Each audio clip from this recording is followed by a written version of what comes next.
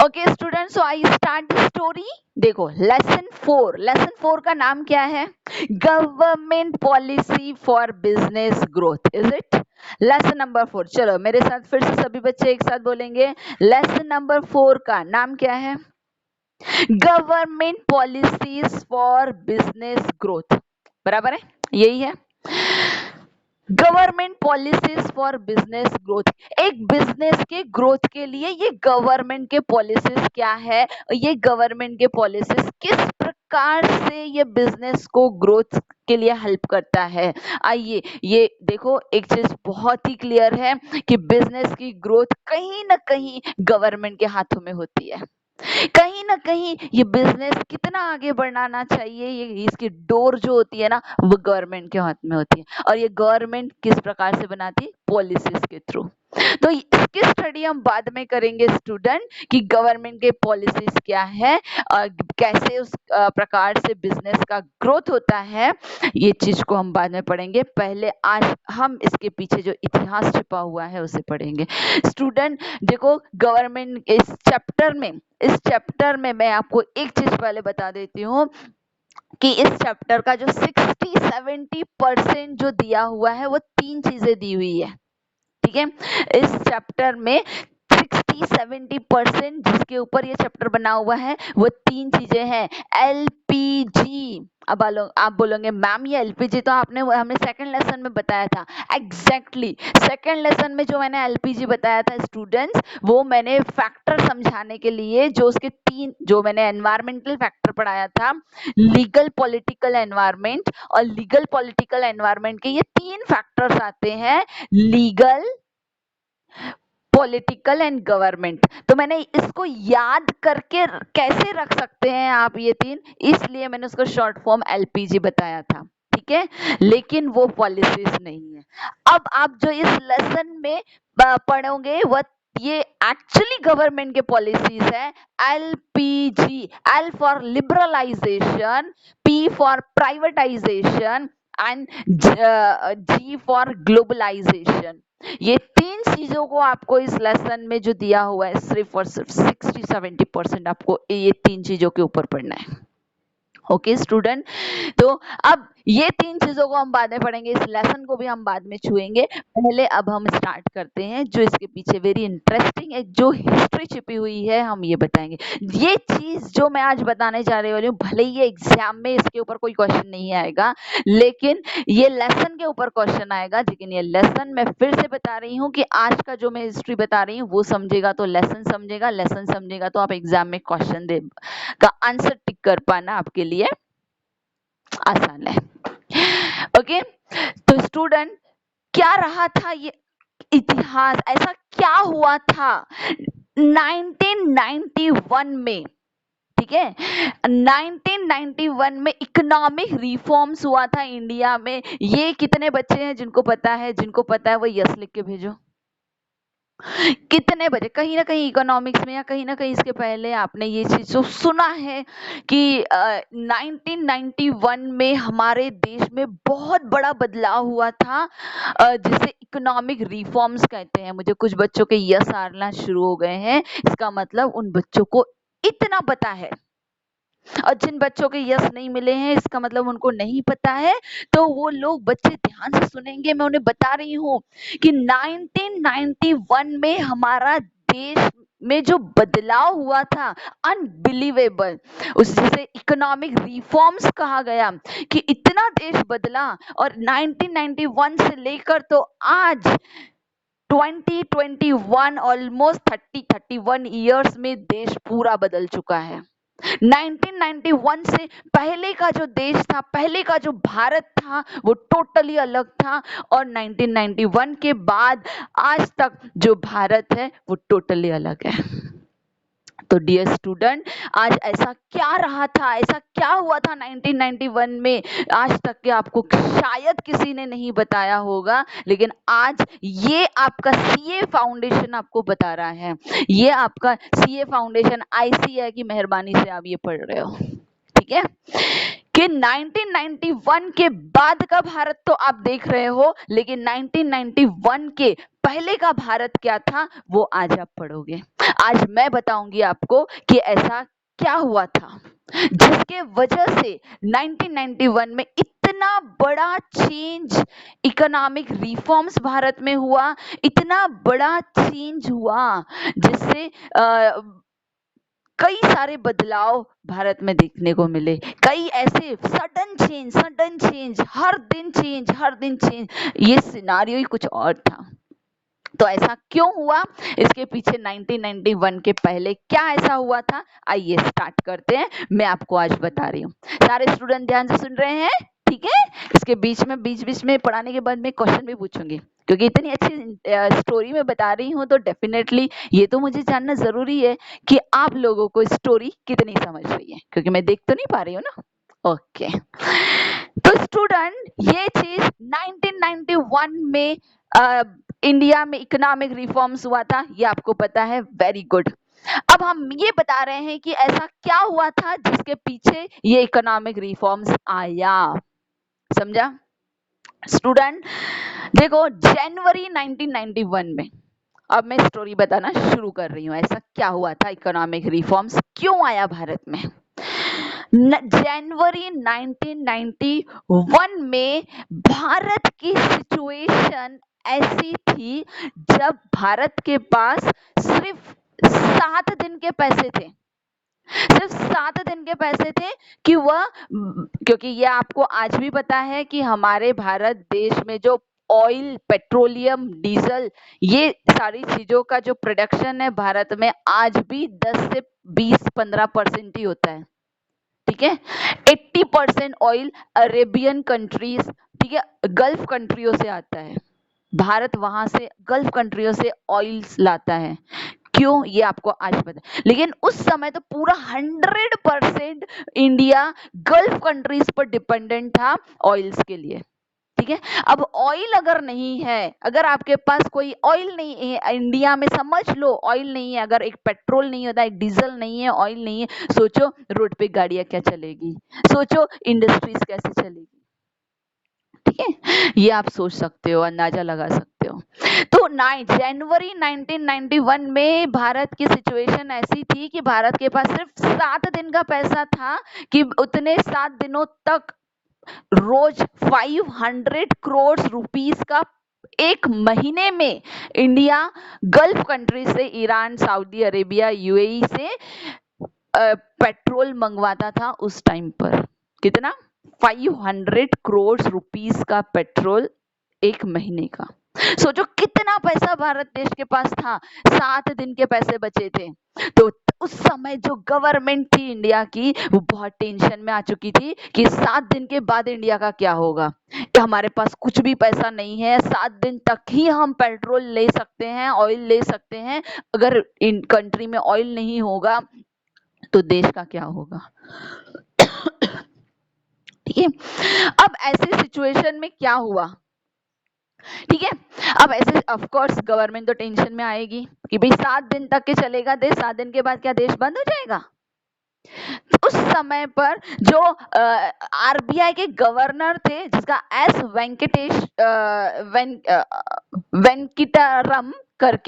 वेंकटरम करके आरबीआई का गवर्नमेंट था, उसने उस वक्त हमारे देश का जो चीफ एडवाइजर थे डॉक्टर मनमोहन सिंह, ये सिचुएशन उन्होंने किसको बताई? डॉक्टर मनमोहन सिंह, जो चीफ एडवाइजर यानी वो क्या करते थे, जो प्राइम मिनिस्टर का एडवाइस करते थे, ठीक है? तो और उस वक्त जो हमारे देश के प्राइम मिनिस्टर थे वो चंद्रशेखर थे, ठीक है? तो चंद्रशेखर प्राइम मिनिस्टर थे और आरबीआई के गवर्नर एस वेंकटेरम थे और चीफ एडवाइजर थे मनमोहन सिंह। तो ये सिचुएशन को देखकर आरबीआई के गवर्नर एस वेंकटेरम ने चीफ एडवाइजर मनमोहन सिंह, क्योंकि डायरेक्ट पीएम के पास कैसे जाएगा, उसने अपने चीफ एडवाइजर जो देश के थे मनमोहन सिंह, उनको बताई कि भाई 7 दिन देश चलेगा, 7 दिन के बाद देश बंद हो जाएगा, कि हमें क्या करना चाहिए। तो एस वेंकटेरम के दिमाग में आया कि भाई हमारे पास, हमारे एसबीआई में एसबीआई के बैंक में करीब 20,000 किलो सोना रखा है। तो क्यों ना हम उस सोने को हम देकर बैंक ऑफ स्विट्जरलैंड में से बहुत सारा पैसा हम लोन लेके देश को कुछ दिनों तक चला सकते हैं, संभाल सकते हैं। तो chief adviser doctor Manmohan Singh ने कहा कि भाई ये चीज तो मैं नहीं कह सकता हूँ, मुझे तो किससे बात करनी पड़ेगी, प्राइम मिनिस्टर से बात करनी पड़ेगी। तो chief adviser doctor Manmohan Singh ने प्राइम मिनिस्टर चंद्रशेखर को बताया कि भाई हमारे देश में अब 7 दिन का ही पैसा रहा है और एस वेंकटरमन का कहना है, जो आरबीआई के गवर्नर है, उनका कहना है कि हम एसबीआई में जो हमारे पास 20,000 किलो सोना रखा है हम बैंक ऑफ स्विट्जरलैंड में देकर, और उससे हमको करीब 20 करोड़ डॉलर मिल जाएंगे और मुझसे कुछ देश को चला सकते हैं, वरना 7 दिन बाद देश बंद हो जाएगा। तो चंद्रशेखर भी बड़े विचार में पड़ गए कि अब ये कैसा हो, ये चीज तो करना ही पड़ेगा, कोई ऑप्शन ही नहीं है, कहाँ से पैसा आएगा, कहाँ से देश चलेगा।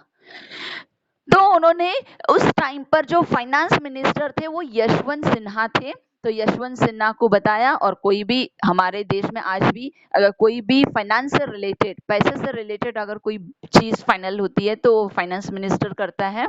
तो उस समय यशवंत सिन्हा फाइनेंस मिनिस्टर थे, चंद्रशेखर ने उन्हें कह दिया और उन्होंने अपने मुहर लगा दिया कि ठीक है ऐसा कर दो। और ये सब लोगों ने मिलकर उन्होंने एसबीआई में रखा हुआ 20,000 किलो देश का सोना चुपचाप से उन्होंने बैंक ऑफ स्विट्जरलैंड को दिया, और उसके बदले में बैंक ऑफ स्विट्जरलैंड ने कर्जा दिया, और कितने का, सिर्फ 20 करोड़ डॉलर। और उससे भी कुछ बात नहीं बनी, 20 करोड़ डॉलर से कुछ नहीं होने वाला था। 20 करोड़ डॉलर से कुछ दिनों तक के देश चला, फिर वही संकट में आ गए कि अब क्या होगा, अब क्या होगा। फिर से यही गवर्नमेंट ने, इन्हीं लोगों ने ये तय किया कि हमारे पास हमारे देश में और बाकी कितना सोना है, लाओ। तो उन्होंने देश में देखा कि अभी 47,000 किलो और सोना है। तो फिर इन्हीं लोगों ने ये तय किया कि हम इस 47,000 किलो सोना जो गोल्ड है, हम इस गोल्ड को, आधा गोल्ड हम बैंक ऑफ जापान में रखते हैं और आधा गोल्ड बैंक ऑफ इंग्लैंड में रखते हैं, और वहां से पैसा ले लेते हैं और देश को चलाते हैं। तो जब ये भी डिसीजन फाइनल हो गया, और जब आरबीआई के गाड़ियां भर भर के जब सोना जा रहा था एयरपोर्ट पे, तब एक अय्यर करके, ठीक है, शंकर अय्यर करके एक अच्छा रिपोर्टर था, उसने देख लिया कि इतना सारा ये आरबीआई के वैन्स जा रहे हैं, गाड़ियां जा रही हैं, आखिर ये कहाँ जा रही है। पहले ऐसा नहीं था, पहले गवर्नमेंट, ये आज भी होती है, गवर्नमेंट कुछ के कुछ करती है, लोगों को पता नहीं होता है। शंकर अय्यर नाम का जो रिपोर्टर था उसने देख लिया कि इतना भर भर के ये सोना जा कहाँ रहा है देश से बाहर। ऑफ कोर्स आप एयरपोर्ट पे खड़े हो, एयरपोर्ट से प्लेन में जा रहा है, तो ऑफ कोर्स देश के बाहर जा रहा है। तो शंकर अय्यर ने दिमाग लगाया कि ये चीज कहाँ जा रहा है, ये आखिर उस रिपोर्टर ने पूरी इसकी तहकीकात कर दी कि ये इतना सारा गोल्ड, इतना सारा ये गवर्नमेंट कहाँ भेज रही है। और उसने पता लगाया कि ये इसके पीछे कहानी तो ये है, देश इतना कंगाल हो चुका है, इतना बर्बाद हो चुका है कि गवर्नमेंट को, हमारे देश की गवर्नमेंट को हमारे देश का 47,000 किलो सोना बैंक ऑफ जापान और बैंक ऑफ इंग्लैंड में देकर, और उनमें से गवर्नमेंट को कितने पैसे मिले, 1100 करोड़ डॉलर्स, इतना पैसा मिला। तो ये शंकर अय्यर, इस रिपोर्टर ने ये उस पूरा तहकीकात करके निचोड़ के निकाल लिया कि ये पैसा कहाँ जा रहा है और इसके बदले में गवर्नमेंट को कितना पैसा आ रहा है। और ये आपको तो पता है, हमारे देश में कोई भी एक रिपोर्टर को कुछ नई न्यूज मिल गई तो उसने अपने चैनल को चलाने के लिए वो लोगों तक पहुंचा देता है। तो शंकर अय्यर ने एबीपी न्यूज के जरिए ये लोगों तक पहुंचा दिया कि भाई ये हमारे देश बहुत कंगाल, और तब लोगों को पता चलने लगा कि ये देश तो हमारा बर्बाद हो रहा है, ये देश की हालत इतनी खराब हो गई कि देश में बचा कुचा यहाँ वहां का देश की प्रॉपर्टी, देश की संपत्ति, पूरा गोल्ड गवर्नमेंट ने बेच डाला। यानी हमारे देश कब तक ही चलेगा? चलो 1100 करोड़ डॉलर मिले, कितने दिन? आखिर ऐसा क्यों नहीं कुछ निचोड़ निकाले कि देश खुद स्वावलंबी बन पाए? अब पैसा, गोल्ड दो, पैसा लो, देश चलाओ, is not a solution. Okay, अब इसके बाद अब वो बात मीडिया के थ्रू लोगों तक के पहुंचने लग गई। ठीक है, अब क्वेश्चन ये आता है, अब यहाँ तक की स्टोरी में सबके दिमाग में ये तो सवाल जरूर से उठा होगा कि भाई इतनी बुरी परिस्थिति देश की क्या एक रात में, एक दिन में बन गई कि गवर्नमेंट को ये डिसीजन लेना पड़ रहा है? तो माय डियर स्टूडेंट्स, ये एक रात में नहीं बनी, ये एक दिन में ऐसी देश की स्थिति नहीं बनी थी। देश के ऐसे हालात पिछले कई सालों के वजह से बनी। पिछली कई ऐसी गवर्नमेंट्स आई जो ऐसे गंदे डिसीजन लेते रही, जो सिर्फ अपना स्वार्थ देखते रही, और आज देश की ये हालत बन गई। गलती चंद्रशेखर की नहीं है, उस टाइम पर जो प्राइम मिनिस्टर थे उनकी नहीं थी। गलती थी कि इसके पहले के जो गवर्नमेंट्स गद्दी पर बैठे थे, देश को चला रहे थे, उन लोगों ने डिसीजन ही ऐसे लिए जिससे देश बर्बाद हो गया। अब थोड़ा उसके पीछे जाती हूँ मैं, 1991 की, तो ये स्थिति मैंने जनवरी 1991 की ये सारी सिचुएशंस आपको मैंने बता दी। अब हम थोड़ा पीछे जाते हैं कि अब क्योंकि वो जो चंद्रशेखर पीएम बने थे वो नवंबर 1990 में ही बने थे, ठीक है, और जनवरी 1991 में इतने बुरे हालात उन्होंने देखे। तो अब गलती चंद्रशेखर जो उस टाइम पर पीएम थे उनकी नहीं थी ना, उन्होंने तो जब नवंबर 1990, 2 महीने पहले ही वो पीएम बने थे, और देश के इतने पहले से ही बुरे हालात थे। ये उनके आने से 2 महीने में इतने बुरे हो गए ऐसा नहीं है ना। तो जब 1990 से पहले हमारे देश में क्या था, और जो गवर्नमेंट थी उन्होंने कई प्रॉब्लम्स चंद्रशेखर के सामने खड़े कर दिए थे। क्यों? क्योंकि उसके पहले की जो गवर्नमेंट थी वो राजीव गांधी की गवर्नमेंट थी, और राजीव गांधी और उसके पहले VP Singh Rajiv Gandhi prime minister थे, फिर उसके बाद वीपी सिंह प्राइम मिनिस्टर थे, इनकी गवर्नमेंट थी, और इन्होंने इतने गंदे डिसीजन लेके रखे थे देश में। सबसे पहला उन्होंने क्या काम किया था? लाइसेंस राज चलाया था।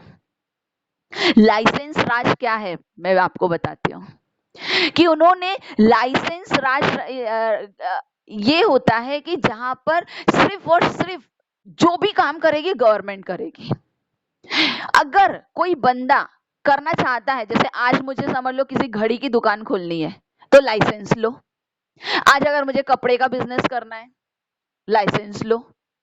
भाई आज मुझे चश्मे का बिजनेस करना है, एक दुकान बननी है छोटी सी, लाइसेंस लो। यानी कहने का मतलब, और वो लाइसेंस भी बड़ा आसानी से मिलने वाला लाइसेंस नहीं, उसके लिए पूरा कानूनी कार्यवाही करो। तो इससे क्या हो रहा था, सिर्फ सरकार सिर्फ गवर्नमेंट जो भी चीज करेगी, भाई मैन्युफैक्चरिंग करना है गवर्नमेंट करेगी, प्रोडक्शन करना है गवर्नमेंट करेगी, ट्रेड करना है गवर्नमेंट करेगी। तो जो लोग हम और आप जैसे कॉमन जनता को करने का कुछ अधिकार ही गवर्नमेंट ने नहीं दिया था। अगर करना है तो लाइसेंस लो। अब लाइसेंस के चक्कर में क्या होता है, ये चीज लाओ वो चीज लाओ, लोग करने से पहले ही हिम्मत हार लेते थे। तो इससे क्या हो रहा था, प्राइवेट सेक्टर कुछ नहीं कर पा रहा था, सिर्फ गवर्नमेंट कर रही थी। और करना चाहता है प्राइवेट सेक्टर, हम और आप जैसे लोग, तो उसके लिए क्या करना पड़ रहा था हमको, उसके लिए हमें लाइसेंस लो। ये इस प्रकार का लाइसेंस राज। उसके बाद कोटा, दूसरा प्रॉब्लम जो उन गवर्नमेंट ने चंद्रशेखर के सामने रख दिया था, कोटा। अब कोटा क्या होता है कि भाई चलो लाइसेंस में बड़े मुश्किल से ले लिया कि मुझे घड़ी का बिजनेस करना है। अब उसके बाद कोटा कि भाई अगर तुम कितना प्रोडक्शन करोगे, किस प्राइस पर बेचोगे, कितना बेचोगे, ये सब का कोटा गवर्नमेंट देती थी कि भाई तुम 10 घड़ी से ज्यादा एक दिन में नहीं बेच सकते हो, भाई तुमको इतना ही 2 रुपए का ही प्रॉफिट करना है, तुमको एक घड़ी 100 में ही बेचनी है। यानी इतना कोटा, इतने रेस्ट्रिक्शंस गवर्नमेंट लगाती थी। भाई एक तो लाइसेंस नहीं देती थी, ऊपर से रेस्ट्रिक्शन कि ये उसे कहते हैं कोटा, कि इतना ही कर सकते हो, इतना ही मिलेगा, इसी प्राइस पे करना है। तो कोटा और लाइसेंस राज, इन दोनों ने देश को बर्बाद करके रखा था।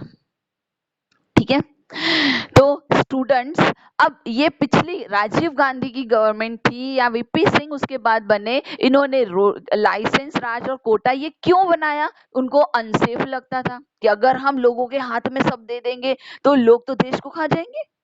गवर्नमेंट का हमारा, उन्होंने अपने स्वार्थ के लिए, हम कह सकते हैं कि अब हमारा क्या रहेगा, हमारा वजूद क्या रहेगा, हम क्या करेंगे, लोग हमें पूछेंगे नहीं। तो ये अपने भय से उन्होंने कोटा राज और कोटा और लाइसेंस राज को कभी छोड़ा ही नहीं। ठीक है, तो इससे क्या हुआ, और इसमें IMF जो इंटरनेशनल मॉनेटरी फंड है, स्टूडेंट अगर मीटिंग बंद हो जाती है तो इमीडिएट रिज्वाइन कर लीजिएगा, क्योंकि ये स्टोरी को आज हम एटलीस्ट ये खत्म करेंगे, 10-15 मिनट और लगेंगे मीटिंग ये स्टोरी को खत्म करने के लिए। तो स्टूडेंट, IMF जो इंटरनेशनल मॉनेटरी फंड, और आपको पता है भारत देश की इतने बुरे हालत थे ना कि वो बार बार वर्ल्ड बैंक और IMF के पास हाथ फैलाने जाते थे कि पैसा दो पैसा दो। एक IMF ने बीच में उस टाइम पर, उस दौर में एक पॉलिसी, एक क्या कहते हैं, स्कीम लाया था, ठीक है, जिसे कुछ तो भी पुअर लोन स्कीम, ऐसा कुछ नाम एग्जैक्टली मुझे दिमाग में नहीं आ रहा, पर उसका कॉन्सेप्ट यही था कि जो वर्ल्ड में पूरे जो पुअरेस्ट कंट्रीज है उनको बिना इंटरेस्ट पे लोन दे रही थी। तो आपको बताऊं, बड़ी शर्म वाली बात, और बहुत ही शर्म मुझे बताते हुए भी आ रही है कि उस टाइम पर भारत सबसे पहले लाइन में खड़ा था कि ऐसा लोन हमें दे दो बिना इंटरेस्ट वाला। ऐसे बुरे हालत थे जो वर्ल्ड की पुअरेस्ट कंट्रीज के लिए, वो IMF ने एक स्कीम लाया था, और वो स्कीम के लिए भारत सबसे आगे खड़ा था। वो भारत देश जहां सबसे ज्यादा रिसोर्सेस है, सबसे ज्यादा हाईएस्ट पॉपुलेटेड कंट्री है, लोग है भाई, आपके पास मैन पावर है, रिसोर्सेस है, नेचुरल रिसोर्सेस है, उसके बाद भी तुम्हारी हालत ऐसी। कई बार IMF और वर्ल्ड बैंक ने भारत देश को कहा था कि आप इस कोटा और लाइसेंस राज को खत्म करो, या ये दो चीजें आपके देश को खत्म कर देगा, बर्बाद कर देगा, आप इसे बंद खत्म करो, ठीक है। तो स्टूडेंट, लेकिन सरकार सिर्फ, पता नहीं क्या था कि सरकार सिर्फ ये कभी उस चीज की ओर ध्यान नहीं दिया, और उसका असर 1991 में बहुत बुरा हुआ, जो मैंने अभी आपसे डिस्कस किया, ठीक है। अब फाइनली क्या हुआ, और एक चीज कि अब ये सारी चीजें तो थी, 1990 में एक जो इराक ने कुवैत के ऊपर बहुत बड़ा अटैक किया, ठीक है, इराक ने कुवैत के ऊपर अटैक किया।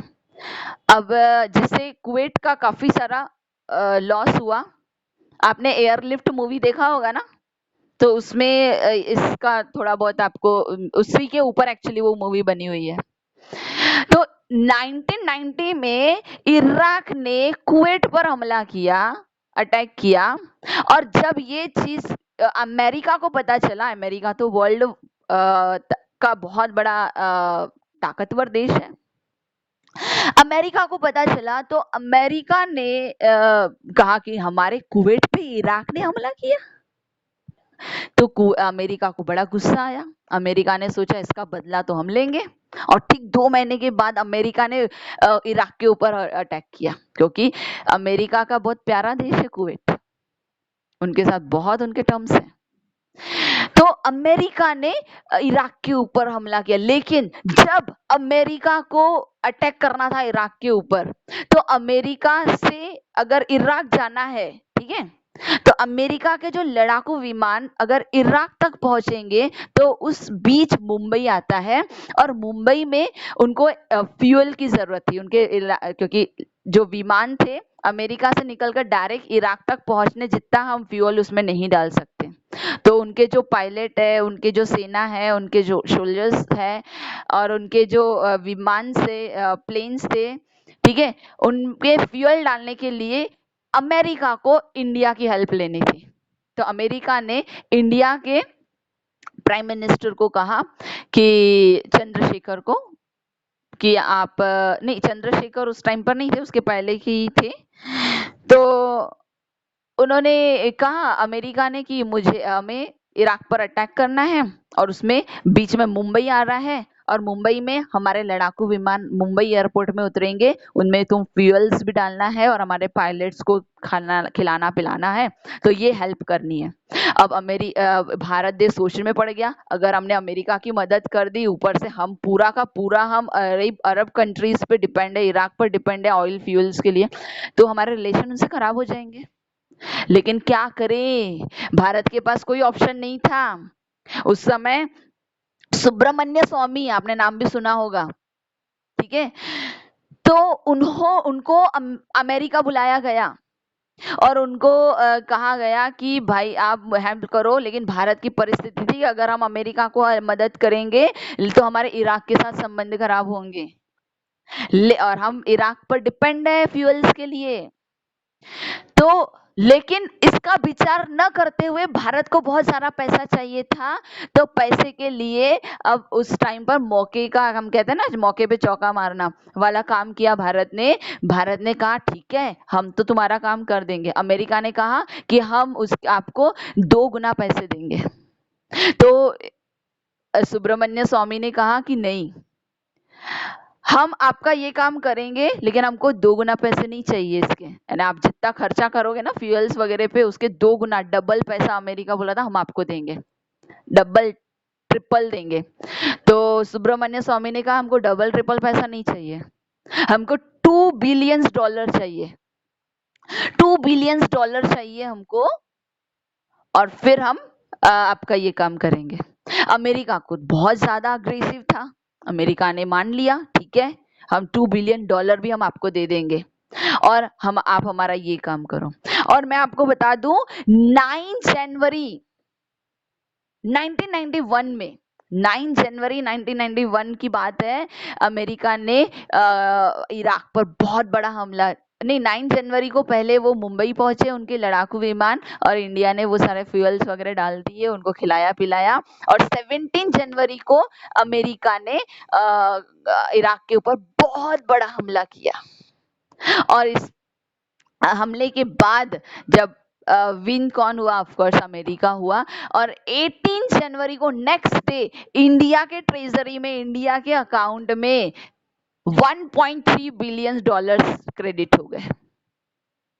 यानी कहने का मतलब इंडिया किस हद तक के गिर चुका था, कैसे परिस्थितियां रही, इसका पूरा ब्यौरा, इसका पूरा मैंने आपको कहेंगे हम पूरे स्टोरी मैंने आपके सामने आज की क्लास में रख दिया। अब बताओ ऐसी सिचुएशन हो गई। अब 1991 में देखो क्या क्या नहीं हुआ, इतने बुरे हालात। तो अब परिस्थिति ऐसी आ चुकी थी भारत देश में, और ठीक जून 1991 में चंद्रशेखर की सरकार हटी, चुनाव हुए, और उसमें पी नरसिम्हा राव, आपने नाम भी सुना होगा कि PV Narasimha Rao prime minister बने। कब? जून 1991 में। तब भी वही सारी सिचुएशन ही थी, देश कुछ बदला नहीं था, हालात पूरे वर्स्ट थे कि देश का पूरा सोना गिरवी हो चुका था, bank of Japan, bank of England and bank of Switzerland में पूरा भारत में वही लाइसेंस राज, वही कोटा चली रहा था। और जून 1991 में पीवी नरसिम्हा राव भारत देश के लिए एक वरदान बनकर प्राइम मिनिस्टर बने। और उसके साथ जैसे ही उन्होंने प्राइम मिनिस्टर बने और उन्होंने सोचा अब देश को बदलना पड़ेगा, अब देश के वो सख्त कदम उठाने पड़ेंगे जो आज तक किसी गवर्नमेंट ने नहीं उठाए।